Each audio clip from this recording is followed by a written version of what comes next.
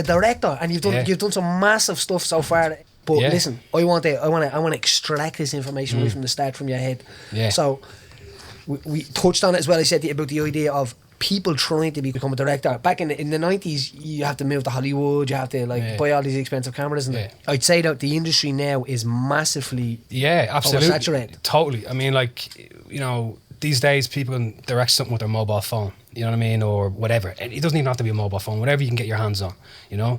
I mean, with Instagram around, with all the kind of social media platforms, you know, everyone's pretty much a director these days, you know. And that's why, and look, it's not even just people, it's also like companies, you know, big corporate companies just pumping, you know, huge amounts of videos, you know, video content out there.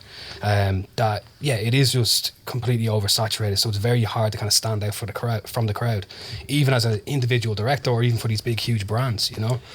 How do you start this, like? Well, so you live in London now. Yeah, so I ended up doing well, like getting a lot of different projects, like working for, like starting off in animation, working for like the likes of MTV, did the MTV Awards 2 years in a row, and then was also like directing my own kind of projects on the side from that, you know, doing videos, like mainly music videos for like people like Digitalism, Seasick Steve, these type of, you know, artists, and very different videos from each other too, because one was like very heavy on the VFX side, which was my background, computer animation and that kind of thing, you know, a full CGI world. Like I shot these dancers on a green screen, and so all the basically the kind of concept was like sort of the lights, you know, on the ground plane was sort of moving towards these people that were way off in the distance, and it was going to like sort of grow up their body in sync with the music and bring them to life. And then they were just going to dance, you know, to the beats and all that kind of stuff as they were kind of like lit up in by these lights, you know. So CGI kind of stuff plastered over their face and whatever else. So it took like a long time to make, you know. It was over like 6 months, no joke,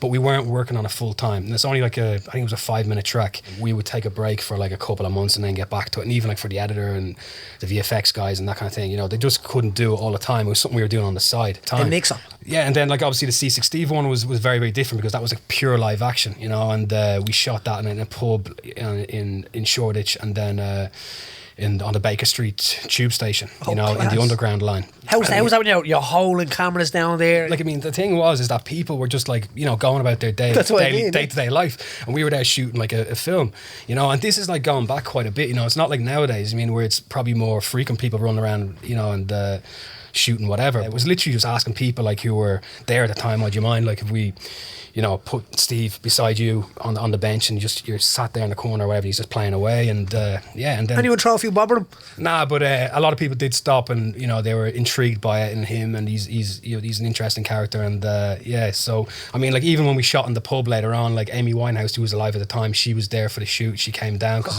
her boyfriend at the time, so he was a big fan of Seasick Steve, and he knew the shoot was happening, so they both came down.